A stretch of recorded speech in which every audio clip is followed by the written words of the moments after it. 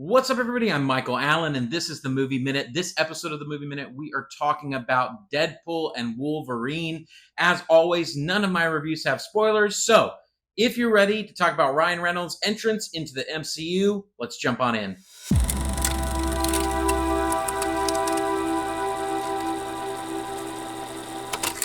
I think that this was a fairly hyped movie for the summer. I know a lot of people were really excited to see this film. I was excited to a certain degree. I've never been a Deadpool super fan. I do think the films Deadpool and Deadpool 2 are very high quality entrances into the Fox superhero universe where we know that they've kind of struggled over the years, to be completely honest. There's been some good things, but not as many as you would hope. If you don't know a lot about Deadpool, he breaks the fourth wall a lot. He makes a lot of commentary on outside things going on in our reality, and it's a lot of fun. It brings an element of fun that very few other superhero films have. So without any spoilers, what is the plot of Deadpool and Wolverine? Basically, Wade Wilson has kind of given up the Deadpool personality, and he's just trying to figure out his life with his friends and his family and his job, and trying to figure out how does life work when you're no longer a superhero. He is then pulled into a major storyline that surrounds the TVA, the Time Variance Authority that we know well from Loki and Loki Season 2, and that a lot of Phase 4 has surrounded with the timelines and the sacred timeline and timelines being sheared. And so we have this huge conflict of Wade Wilson's timeline is in danger, and it's basically his job to try and save it.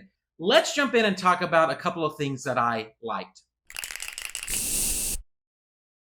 Obviously, from the top, the cast is incredible. Ryan Reynolds and Hugh Jackman are amazing. They really are the perfect fit for these characters. And so watching them on screen together is a ton of fun. Anytime they are together on screen are easily the highlights of the film. There is also just a lot of great cast and cameos that I won't spoil here for you that really added to the film. I thought they were incorporated really well. They weren't just things that were thrown in. They actually built them into the story and the plot, and that made the cameos a lot stronger. Another highlight is just the dialogue. It's very witty, it's very quick. Ryan Reynolds wrote this with Sean Levy and several other writers. The strength in the script is the dialogue, and how much of that is improv or what, I don't know, but it is the strength of the script. Now, I mean, I see a lot of people out there complaining about how raunchy this film is, and it's like, okay, guys, if you know who Deadpool is and you understand the character, you should not be complaining about raunchiness in this movie. If you have a problem with how raunchy this guy is and this character is, you very clearly should not be seeing this movie. It is absolutely an element of the plot of who he is.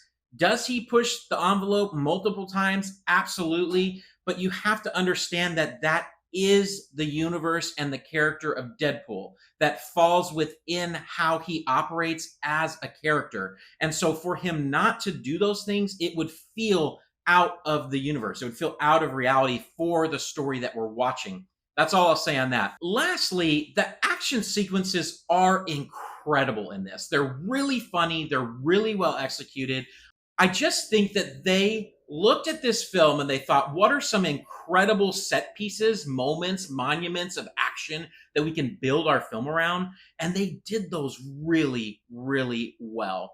Without spoiling anything major, there are several dance fight type sequences in this film, and it just really is a lot of fun to watch, and I have a lot of respect for the stunt coordinators that worked on this film.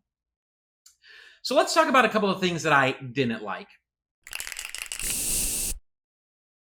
So you've heard me mention a couple times the script. One of the things about the script that is not good is the overall story structure. There's a lot of things in this movie that don't make sense. And the writers even call it out themselves because of the fourth wall break. The plot wasn't very creative and they left a lot of plot holes.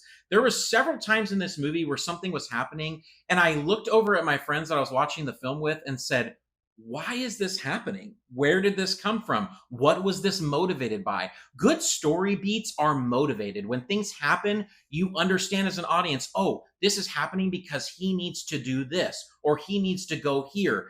There was a lot in this film that did not do that. The film felt very disjointed because of the way that the script was written and the story was structured. And so overall, the plot was a bit convoluted. And also, they set things up in this film that happened in the story that then were fully abandoned. And it was kind of like, oh, yeah, that was just to get Wade to this specific point. That's bad storytelling. Every time you share something in a story, it should be impactful on the characters, on the world, and the goal that they are trying to accomplish. Things that don't fall in those categories make for a very disjointed film. Another thing that I've never truly loved about Deadpool, but I understood going in, is the hyper violence. It's a part of this movie. If you have a problem with hyper violent movies, this is not the movie for you. They very much do some absolutely insane violent things, and it's all painted in the world of like dark comedy. And it still never sits well with me, but I understand it's part of the world. I still didn't love it. At the end of the day, I didn't like the character arcs that they presented with our main characters. They abandon a lot of the themes that they presented in the film towards the end, and I really hate it when movies do that. It makes the character arcs weak, and it makes us as an audience feel like things don't wrap up that well. From an entertainment standpoint, the film was very entertaining. I was not bored ever. I laughed a lot. I was very impressed by a lot of the action sequences. I was constantly trying to figure out what was going on. Even if it was a bad thing, I still was engaged with the film. So, from an entertainment standpoint, I'd probably give it a solid 8 out of 10. It was very entertaining.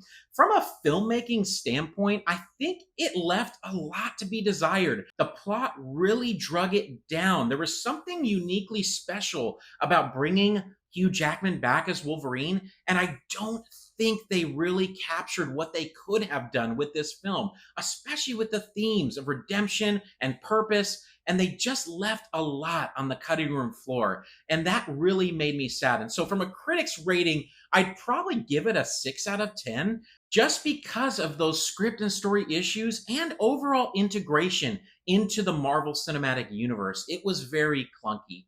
So averaged out 7 out of 10 for Deadpool and Wolverine, with a high warning label for people that this film is very raunchy, very violent, and you better be ready to experience that if you're going to go see this film. So from a badge standpoint, I think a lot of people would be like, oh, go to the theaters, see this movie in theaters. I just didn't think it was that. I think it's okay to give this a couch potato. It's something that if you really love Deadpool, you're going to go see this movie.